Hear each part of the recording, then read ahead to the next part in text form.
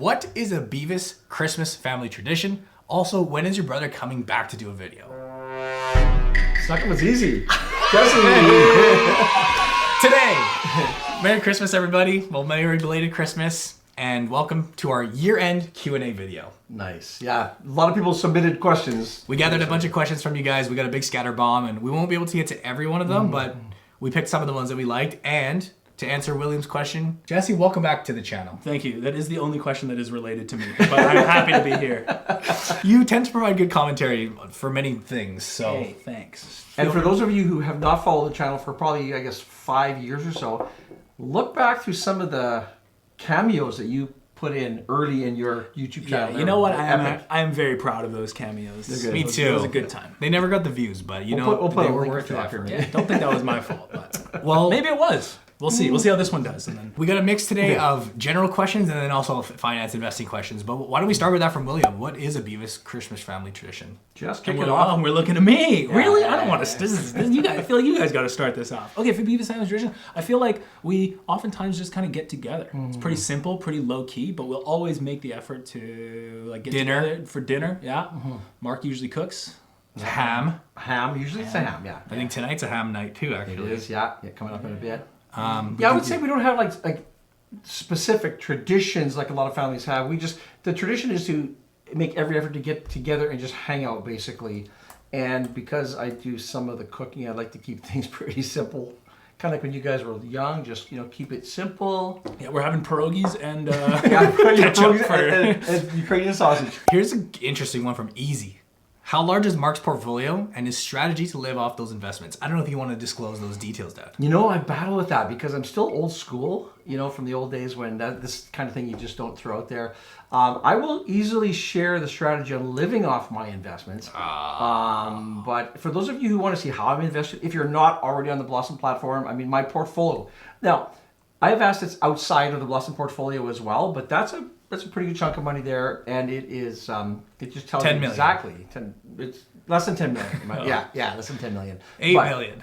I'm just gonna say it's I guess how would I answer that? I'm comfortable that I'm gonna be able to live the retirement that I want to live without worrying about money. But I'm also not going to be starting a SpaceX or anything along those lines either. How will it affect the inheritance to your children? It depends how much I spend. And it depends how well this gathering goes. Yeah, but you guys will get something, I'm sure. Oh, fantastic. My goal isn't to spend the last dollar on the day I die. That's actually because part 2 to Easy's question is, do you have a strategy in mind for how to live off that? Like, do you plan to deplete that down to the day you die? Or is it more of a peeling off income strategy? What's your approach? Yeah, I would expect that will not happen. I hope that doesn't happen, that I would deplete it. I have a pretty good chunk of dividends that are flowing in that I don't drip, right? They come in as cash.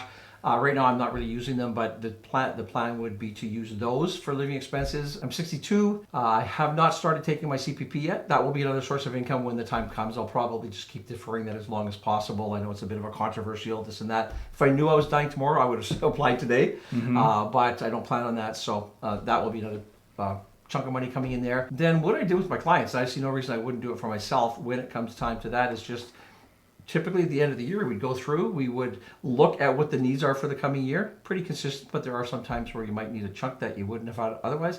And then just look at the portfolio and just generate that money somehow, whether it's trimming back on a position, looking at bonds or some fixed income investments, trimming those back and creating enough money in that bucket for the year. And then if you kind of do that every year, it worked out really well for the clients I was working with. So that'd probably be a strategy as well. I think Jesse's going to fall asleep. I know, we're talking too much money, right? You with us, Jess? Yep. Good. What is your favorite Smarty color from the couch potato investor? Red. I don't have a favorite. I don't like the brown ones. I like all Smarties. That would be my main thing. Don't like the brown ones. Classic. As long as you can take, I never have one. You got to take at least 2 at a time, so that rare you get the same. And save the red ones for last. Let's just keep it more on the family ones for now. Ethnic background for both of you. Who? Yes, I assume us because I didn't know we didn't say Jesse was going to be joining us for this Yes, video. my father was Tarzan. Or Fabio, for those of you who are old enough to know who Fabio is. I'm guessing your mom is a different ethnic background from your dad. Correct. Yes, you guys talk about that one. Right? Mark, you're from Manitoba, so you are Canadian? Kind of Canadian. Yeah, I'm Canadian. It's European descent if you go far enough back, but Grandma's Dutch, right? You got some Dutch in No, there? she's kind of German. There's a little. She speaks a bit of German, so I think that there's some German background. Scottish, maybe. Maybe. So one of those. That means half of us are white. Yeah. And then our mom is Filipino. Yeah. Which I think I look a bit more Filipino than you, but some people say I look Chinese. A lot of people are very surprised when they think I'm not Chinese. Yeah, I think most people when they meet you, they go like, "Oh, you guys are a mix of something, right?" So it's half white, I guess, Caucasian, European, and half Filipino. Joey asks for a book recommendation, please. Ooh, book recommendation. Okay, well, I'll just go with one of my favorite books, and it's kind of, I know a while ago you interviewed David Chilton, who wrote the Wealthy Barber, and there's not a predecessor to that book specifically, but a similar type of story. It's called The Richest Man in Babylon, and that's one of the first investments that I wrote, first investment books that I read, and I like it. It's a little bit more philosophical than Dave. Dave's is like funny and humorous, and it's really easy to read. So is The Richest Man, but it plays a little bit more, philosophic view on things, but the lessons are exactly the same. 10% of your compounding income, interest. The patience, the time. A good tip for that one is because I actually haven't read that book, but I've listened to the audiobook on. I think you could literally go on YouTube and they have a full audiobook of that. That's how I first read it. Yeah, so I see them similar. I'll add my suggestion, which you mentioned, Dave. I don't just say this because he was on their thing and did an interview. I think his next book coming up soon will be an amazing book. Because he's rewriting The Wealthy Barber, but for, modern day Canadian TFSAs, FHSAs. Yeah. Clearly The Wealthy Barber original book was so successful for a reason. So that revised for I am genuinely, myself, excited to read that book. That might be a good suggestion, but you got to keep an eye out for it. The Crypto Barber. No, you are a barber. I was a barber. Yeah, I was a hairstylist for many, many years. Yeah. Jesse's Barbershop. Look it up. Yeah, no, look it up on YouTube. Book recommendations? Got 3. They're not finance related, okay, but I like The War of Art. Yes. Books. Yeah. The Untethered Soul, also very philosophical, and also The Prophet.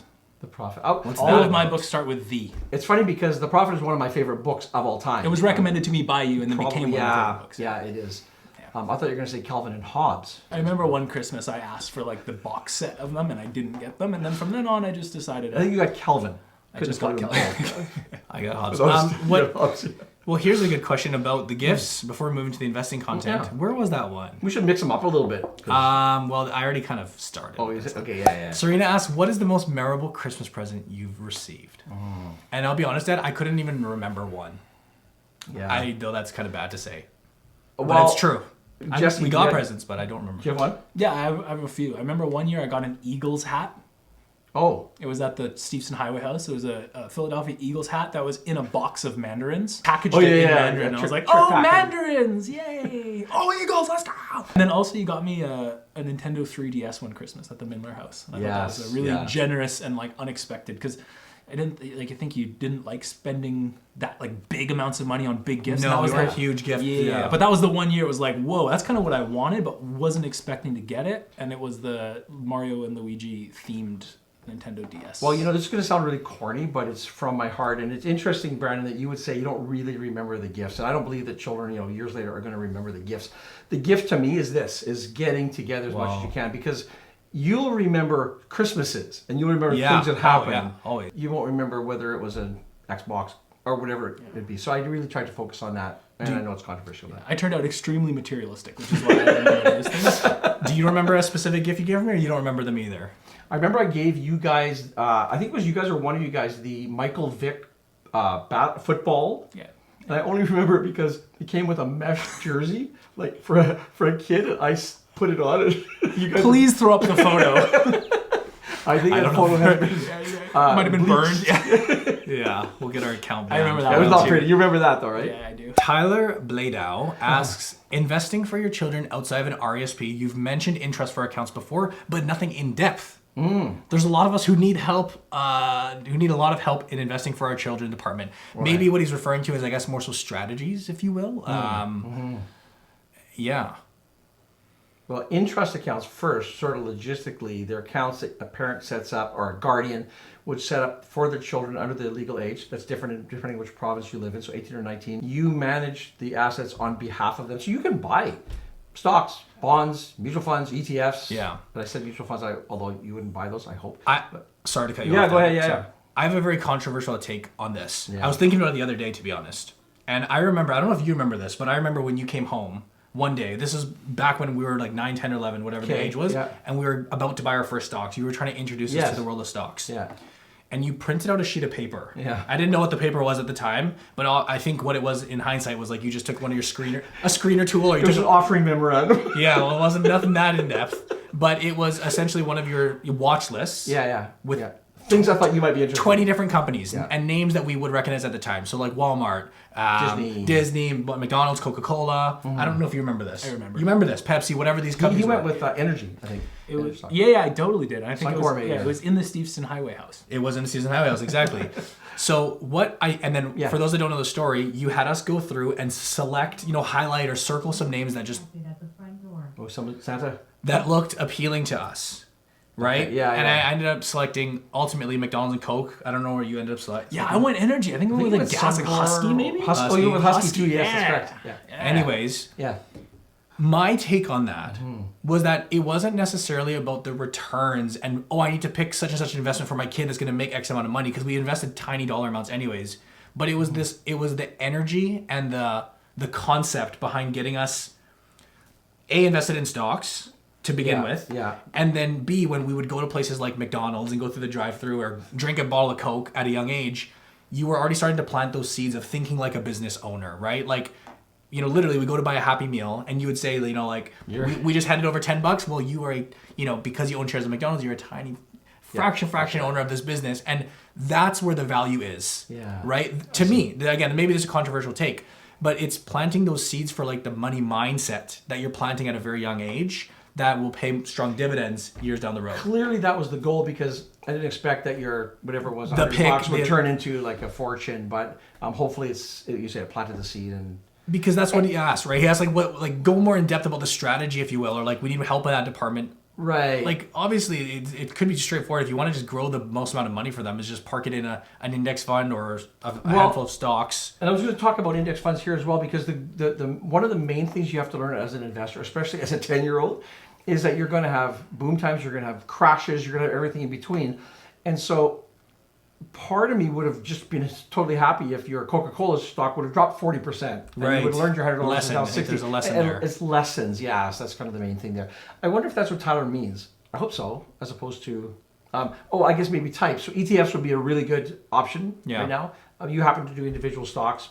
And I guess, as always, Tyler, like a big question too is the timeline for your kids, and almost reverse engineer that, right? Like, if this is something that they're going to use for school in a few years, or if this is money for, maybe a down payment in 20 years. If your child's 14 and they're going to be going to 4 years of college, and that's the money, well then, you wouldn't put it into something that equity based. Yeah, you put it more. So that could dictate what you do. Here's one from Sheldon. I was curious about your experience in the finance industry. Personally, I'm interested in a career change, and I'm wondering how to transition, what skills you guys have obtained, how it has helped in your investing knowledge and experiences. The obvious point also of having a decent amount of income, decent income as a source for your investing, I guess is appealing. The importance of it, life balance, just a thought. So many that's a lot of things in that one question. Many things. Anything goes to your mind on that, Jesse? That Yeah, well, I mean, I haven't spent too much time in the finance industry, but I think just like anything else, or any industry that you get into, well, let me read the question. I'll kick it off. I'll finish off what you were going to say. Listen, I'll kick it off. Yeah.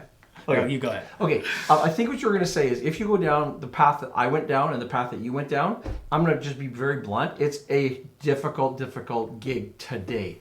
So when I got into the business, I don't want this to sound wrong, like it was the wild west. It wasn't. But the rules, the compliance structure was so much more manageable than it is today. And getting hired by a firm with under $10 million in assets is practically impossible. The big firms, most of the firms aren't interested in grooming someone to come into the ranks. So if you probably have to start in an administrative role, kind of like you would at the bank, and really pay your dues and work your way up. It's a tough gig. If you make it, if you get through, it can be very lucrative. It can be a great career if you enjoy what you're doing. I was so lucky because I really enjoyed my career. So let me see what I experienced working with you. Yeah. I loved the investing aspect of it. I loved learning about stocks and seeing what goes into managing a portfolio and working with different clients at different risk levels and goals. The actual investing day to day was what I loved. But if you are trying to grow a business in that field, at the end of the day, you have to do a lot of things that are more on the business building side. Yeah. Like you have to be networking, you have to be marketing yourself. You have to be prospecting. You have to be prospecting because, yeah, like again, unless you work at a bank and work your way up and they start feeding you clients, then you are kind of limited by working at a bank. If you want to go build your own book and build your own business, you have to be like selling yourself. Not in a salesy way, but in a marketing way. You need to get in front of people. You are the product. And if that's not your personality type to like want to, get out there and talk to people and whatnot, it probably isn't a career for you. It's hard. Maybe not. If somebody wanted to get into the industry, but maybe not like run their own firm, but just like work for a bank or work as an advisor, how long would it take them to like realistically start making like a decent enough income and kind of get their bearings in the industry, not necessarily as like a business owner or firm owner, but just as an advisor? Well, I can speak on some of our friends. So some of our high school friends ended up taking that entry-level job in, let's say, TD Bank and then working as a mutual fund rep. They don't make a lot of money at all. Right. Not at all. And I actually don't know how long it would take them to get into a position where they are making significant chunks, but certainly like the entry level is probably far less appealing than you would think. Yeah, I think there's a lure, and I actually remember before I got into the industry, I remember I was at a golf course at Mayfair Lakes in Richmond. Great course. And I was, we played a round of golf, and I'm sitting in the bar after, and there was this advisor, as it turns out, chatting away, and I just thought like, wow, this guy is out golfing with some clients, and it seemed at the time like a really cool thing. Yeah. Like, hey, I can do this, and that's the first time I got interested in it. But then I spent a lot of time learning about it, and I decided if I want to go independent, go with a big bank. And I interviewed, I went for probably 10 or more interviews with people who were, kind enough to grant this young kid an opportunity to come in and ask them questions. And I decided at the end of the day to go the independent route. But like I say, back then it was a lot easier. You got a lot of support from whoever you were working with. I would say, long story short, go give it a try and test it out. But you are maybe fighting with the headwinds too of like a. Can I have one more minute on this question, Brad? Yeah, of course. Back there, of course. Because there's a really, really good question. Oh, how does it help in your investment knowledge and experiences? Okay, yeah. If you go and take all the courses you need to become licensed, you're going to learn a lot. Now, I would say 80% plus of what you learn, you're not going to apply as an advisor. Guaranteed. But even I remember when you became licensed for the stocks, then you had to take the Wealth Management Essentials course to continue with your license, which is all about mortgages and about insurance and other things that we deal with in real life. Yeah. And they're not related directly to investment, but a lot of value. Well, even the coursework too, there's like when you're going through your CSC studies you're just Canadian Institute studies, Securities Institute, you're learning how to do like math questions in many ways, how to break down a calculation or trying to memorize a formula. And nowadays, you don't really, like, on your day-to-day work, you don't need to do that. And if anything, you have tools that can help you do that. So I found that part to be kind of, I guess it is good to understand the breakdown of why this calculation is getting you such and such a thing. But I do think that's less relevant to and that's any type of school. I remember when you were studying for your, I think it was like portfolio management. Probably. And you had all of those formulas that you needed to remember. You So literally written them down. You had a voice recorder back in the day. Thing. And I imagine that the process of getting that knowledge could be way simpler now. I would think so. You learn a lot more than you need, but you do learn some very important information. And there was one other part of this question. Sorry to go on here too long. Yeah, that's fine. It's a good question. The importance of life and the career and life balance. And I can't overstress. I'm so fortunate. I'm sitting here with my two adult children now. with one with child, the other one, someday down the road. One still with is dog. a child. Yeah. With dog, One with dog, two with dogs. And so the career, it takes a lot of work to get into. Like a lot of careers, don't sacrifice I would say my thoughts are don't sacrifice the family. If you want to be a CEO of a Fortune 500 company, you probably have to. Pay attention to your kids. Go and work really, really hard, and it is hard. If it wasn't for us, you would be the owner of a Fortune 500 That's company. what he's trying to I would be the owner. Thank you. I remember one time you said, Jesse, I was telling the kids, I read somewhere it took $350,000 to raise a child. I told these guys, I wasn't trying to guilt trip you, and Jesse said, it can't be worth it. It's worth it. Question from Roy. This should be a quick one. Your take on CDRs would be awesome. Happy holidays. I'm a huge fan. I think you are too. Jesse, I don't think you know what a CDR is. Yeah, but it sounds great. I'm a huge fan. You guys like them, I like them. We've done videos actually on the channel kind of explaining them, and I think we have a new video coming out relatively soon. Long story short, I think they're an awesome product. Yeah, I haven't used them myself, but they bring smaller portfolios into the game, so I think they're phenomenal. Yeah, I really like how they bring smaller portfolios into the game. Yes. Carl, Thanks, Jesse, for your input. Carl Eric asks, what happened to your series, Dad, where Mark analyzes the 6 market bottom signals? Please revive it, please. Yeah, please revive it. I've had a number of comments asking me to revive that, and at the end of the day, the reason I stopped doing that is the views were just going down, and I think, I'm trying always to create value, I guess you'd say, and put out content that people want to see. And, I try and limit myself to 2 videos a week just because I still have work-life balance as well. And so I had to sort of allocate that time elsewhere. I love the series. I still look at those numbers, and you never know. I might revive it or something similar to that. So yeah, thanks for the question. But that's essentially, it was just more of a business decision. But maybe bring it back in 2025. I've still got the templates for the charts I use. So is investing in bonds dead? From Danny. No, not dead. They're an asset class that I still think are important. I still have. What would I have? Maybe 20% of my portfolio in fixed. I'm going to say fixed income because bonds is one element, one type of fixed income. That would be the broader category. And yeah, they've sucked over the last number of years. There's times when they are the stars of the show, but they're they're like insurance in a portfolio. Now, people are going to say, well, hey, when we saw the market crash 2020, they didn't. Someone's at the door again. They didn't hold up the value like they should. Yeah, when we had the COVID thing, everything just basically struggled for the first little while. So yeah, I still believe in fixed income for an element of your portfolio if you believe in some form of asset allocation. Milk chocolate or dark chocolate Toblerone? Oh, I have not had a Toblerone this season yet. I'd say dark chocolate in general, but in the form of Toblerone, I like the milk chocolate because it's more of like a desserty thing. Chip off the old block because I like dark chocolate generally better, but Toblerone, I don't think I've ever had a dark chocolate Toblerone. I didn't even know I love a Toblerone. Maybe it's a trick question. Maybe there isn't such a thing. See if we're going to be transparent and honest here. Yeah, I would stick to milk chocolate myself typically. In all types of forms. What other questions do we have here? Let's go through maybe a couple more. Sure. How are we for time? Very long. Oh, how long? Very long. Yeah. I'm quite new to your content, Sachini. Apologize in advance if you already added this. Would you be able to talk about short-term investments? And we just talked about bonds. As in the best way to store your emergency funds or any money that you have that you'll need to maintain access to the future. With the recent and ongoing Bank of Canada rate cuts, which ones would you consider high interest savings account, GICs, cash, or money market funds, or any strategies that have helped you and your dad in the past? Thank you so much. Happy holidays to you and your family. I'll field this one, guys. Just kidding. There's too many acronyms for this. Brandon, go ahead.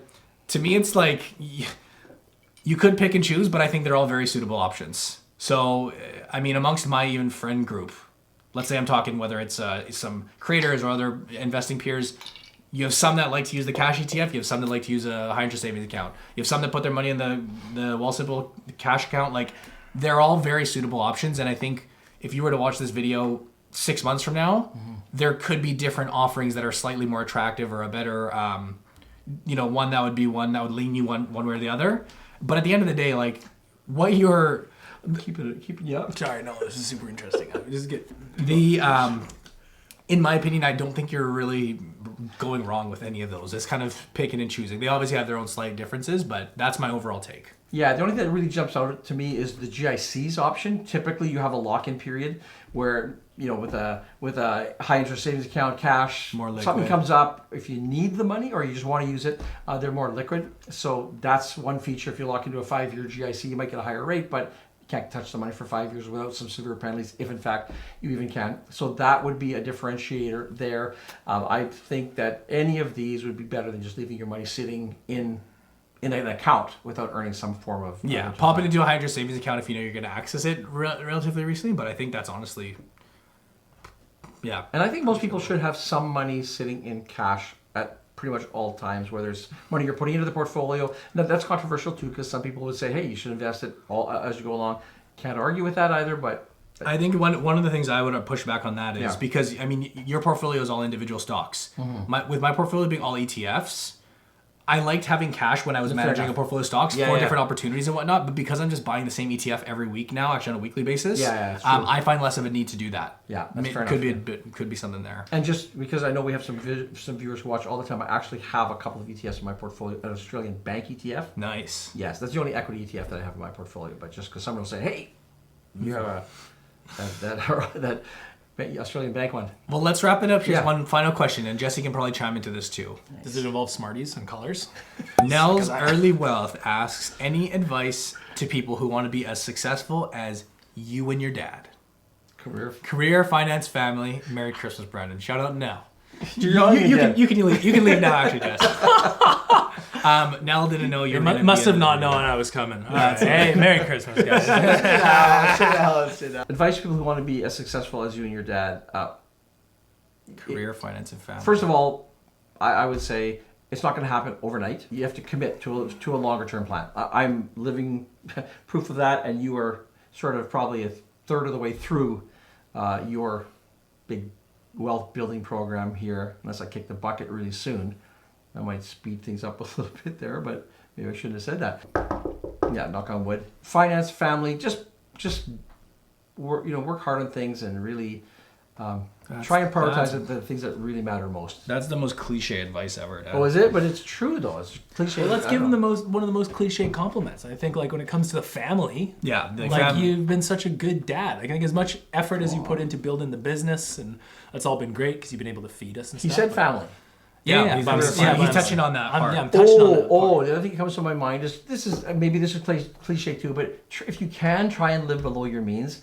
I mean, I know that Canadian debt loads are at record highs, and they keep going up every single month, and that's a recipe for not succeeding. And not everybody watching this is in that group, but if you are, pay attention to that.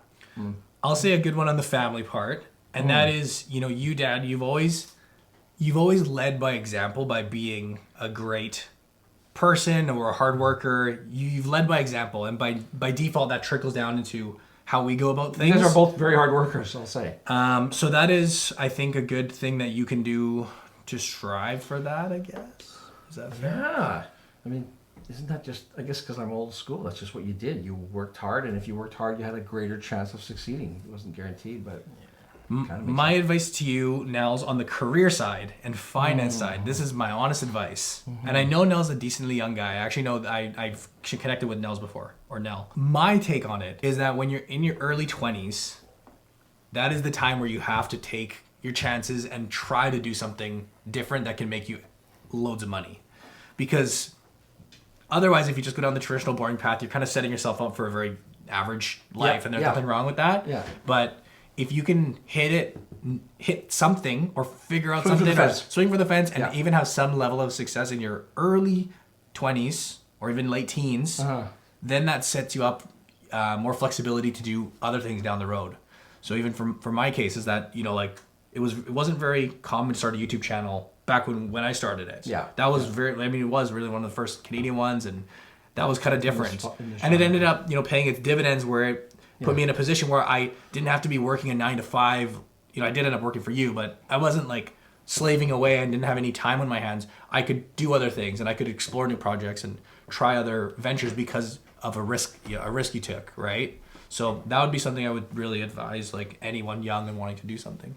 I'll piggyback off that, and I know, and again, I understand that I'm that baby boomer generation, so you look back and it dismays me to see how many of the youth today are just kind of slacking off, or they're just taking it easy. Not everybody, and I've told you and your guys' peers, I'm so impressed with how hard many of you work and how smart you work, but there is a huge contingent, we know that statistically, who are just kind of coasting. And every year that goes by, you're just losing that year of compounding and of the momentum. So like you, and I always told you guys, when you're at this age, work your asses off and create that snowball. Then you can spool back a little bit as you get older. You're not going to be... It's harder to play catch up later. Very much so, yeah. Yeah. Awesome. So we're at 32, 33 minutes here. Holy cow, I thought this would go fast. Well, we could wrap it up I gotta there. peel some potatoes soon here, I think. Unless Jesse has any last minute Yes. advice, just in general. I do think in general, like the family one is the big part of this question too. Nels is not just money; it's just it's doing things like this and trying to get together with your family as much as possible, and especially for big events, if it becomes just part of the way life is, it helps nurture that relationship. I think something that I noticed that both of you guys did, it seemed like you decided what it was that you wanted to do, right? In career, in business. So you picked a path and you stayed steadfast on that path. And I think when you became a dad, it was business and fatherhood, you know? And then now you're doing the same thing. And I think I've only ever seen you guys do good jobs of staying on those paths. So I feel like, I don't know if that's true yet. I don't know if I'm quite there because I don't have kids, but When you do, You got the mindset. Yeah. I got some good and you got an people- uncle just down the road who can kick in and change some diapers now. And then. Yeah, So true. Like, That's it. Assuming That's all from me. Yeah. Hey, let's cut it off, guys. We got to prepare for dinner. Yes. But yeah, this was our year-end kind of thing. Uh-huh. So thank you guys all for subscribing and watching throughout the year. We got big plans for 2025. Yeah. A bunch of new series coming out. Lots of new things here and there everywhere. And I just want to say thank you guys for sticking with us for another year. It's been an awesome year when we look back, and appreciate all the comments and questions and support. You guys rock. Special thanks to that person that remembered me. Williams. Otherwise, William, Shout out yeah. William. And thank you for joining us, Jeff. Of course, That's nice. Yeah. Yes, of That's course. nice. Okay. Boy, wish you guys all happy holidays, happy new year, and we will see you guys In the next one.